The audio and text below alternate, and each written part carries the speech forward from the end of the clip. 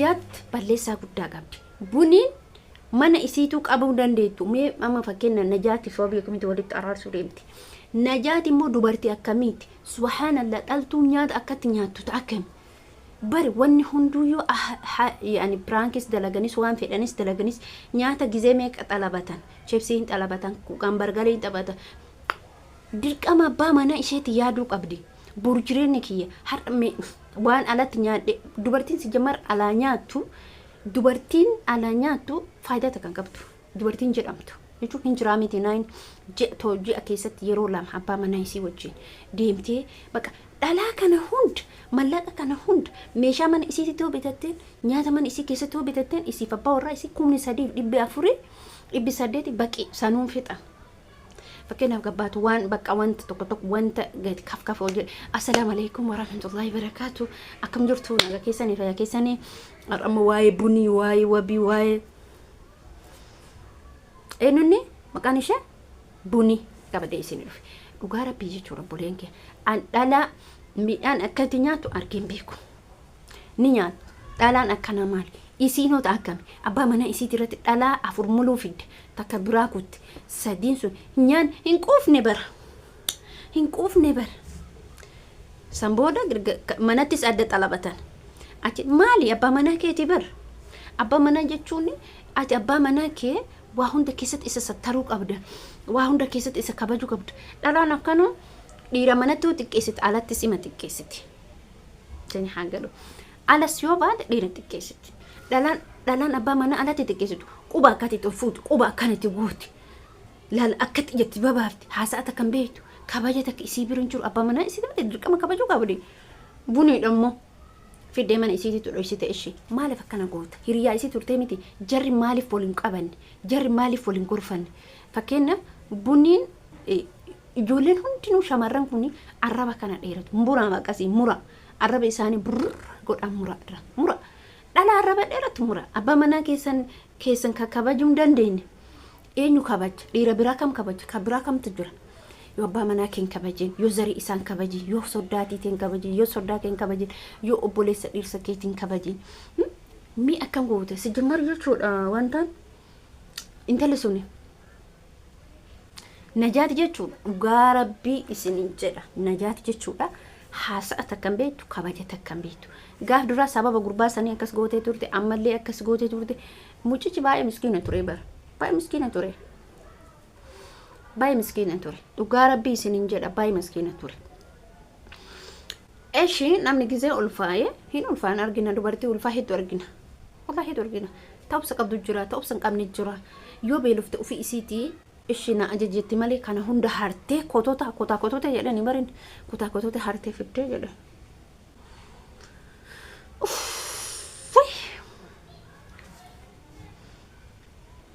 kotote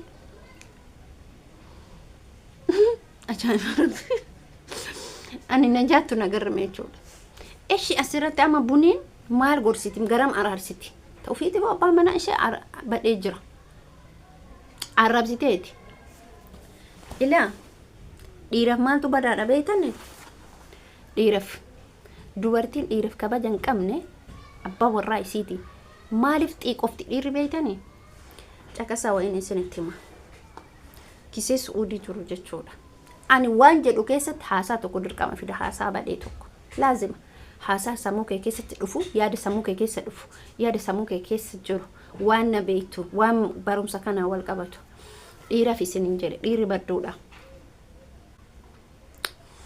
marree akkanuma haati warra ani bira taa'usan jechuudha namittiin soddaatiin jaalattu dhiirsani jaalatti ni shakkiti yeroo hundanni barumsa barataa hin tasaafare ji'a jaajaan barataa tasaafaree qormaata malee torbaan inni miti guyyaa 15 immoo qormaata waan irratti ofii isaaniitiin jiraa mitiire qormaata qaban sa'aatii hojii guyyaa sa'aatii qabaa mitiire sagantaa qabaa hundinuu yookaan halkanitti yookaan guyyaatti mana qabaa mitiire jibbinsa zarii namicha kana gonkuman jaalattu ni jibbiti jechuudha isani jaalatti zarii isaanii jibbiti haadha isaanii jibbiti gaaf kaanii eda maal itti yaadate yeroo mushurraa isii fuudhu seenaa guddaadha dhugaa rabbii isiniin jedha haati kun teettee taasofte haati likkina jaalatti jechuudha. Illikii gaafa mushurraa isii fuudhu inni gaafa isii fuudhu rakkataa ture. Isiin garuu yeroo sanitti doktora turte inni biyya isaanii jiraata isiin Suudii keessa jiraatti. Suudaanidhaa beekaa jira. Inni Suudaanidhaa jiraata isiin biyya isii keessa jiraatti. Suudii keessa jiraatti. Suudimatti dhalatte Suudimatti barumsa xumurte yuunivarsiitii garuu isatti baratte Suudaanitti baratte. Maaliif isinin jedhe haalaan kun wanti kun maali wal qabata? Najaatii wal qabata. Gaafa kaanii jecha jetteen dhiira maaltu du'a jechatu du'a. Lammaffaan haadha waa jechuutu du'a. Sadaffaan obboleeyyan isaa xuquutu du'a. Jechi jechuudha. Jechi bunii jechi najaatti ijoollee lamaan dogoggoruu kutaa jira. Gaaf kaanitti jedhe naan jette jaartattiin rakkate jette waan godhuuf dhabe jette. Ijoollee kana rakkadhee guddisee warqiin abbaan isaanii naa bitetu jiratte. Warqii abbaa intala takkitti qaba jette dur dhiira meeqa keessatti hin waliin mari'anna jette. Ilmaan obboltiyyaallee waliin mari'anne warqii kana gurguruuf jennaan warqii sana na dhoogganyate maaliif yaadannoo abbaa keenyati atillee itti yaadatta jedhanii ani yaadannoon kiyyaayu isini har'inni na dalaan rakkatini jedhee gurgurennaan walitti guurreetu waan bira tarree jette uffata duraanii jette binnee kakaan uffatuma ofii uffannu kana deebifnee gurgura jette ana intala tiyya dhiira meeqa keessatti isii takkitti qabdi kana goone jette. Kana goone walitti guurre kaanitti maal godhuuf isin akkas goote biyya biraata saafaruuf dirqamsiifte inni waan qabu. Gaaf kaanii kaa'ee birri kan namarraa liqeeffatanii fi uffatallee gurguranii fi obboleettillee obboleeyyanillee huma walitti fuudhanii kaanii Suudiitti erganiif. Amma biyya kamna fiddu malee Masrii bashannanaaf namni mushurraadha beekaa akka Najaati. Nyaanni sanii dhugaatiin sanii jedhan haadhatu natti mee beekaa.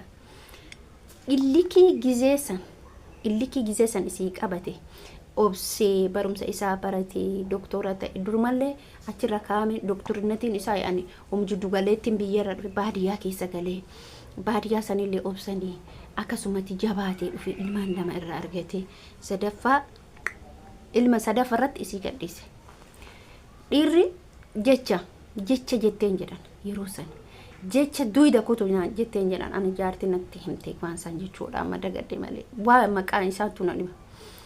Jecha kana jette saniin illi kaayee yeroo itti eeggatee gizee itti dabarfatee humna godhatee abbaa mallaqaa ta'ee achirraayyuu Ingiliis deemee jechuudha. Qormaanni isaa suni waan cimaa ta'eef dorgomee jechuudha.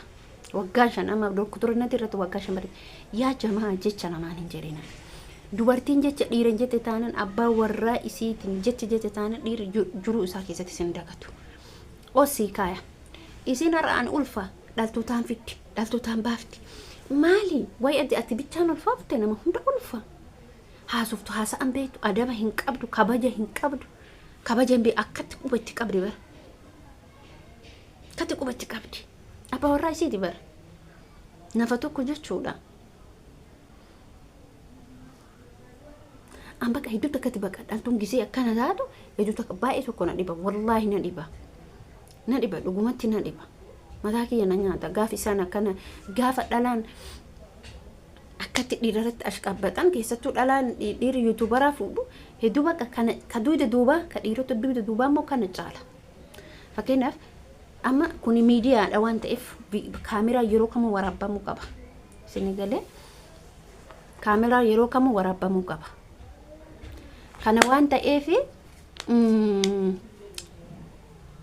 akkasii isin jechuu barbaada viidiyoo keessatti maratti dhaaba hamma viidiyoo biraatti wal rabbiin kabaja adaba nu haa kennu jechuudha. Yeroo haasofnu yeroo dubbannu yeroo deemnu yeroo teenu akkaataa abbaa manaa keenyatti kabajnu hundumaa nu haa kennu.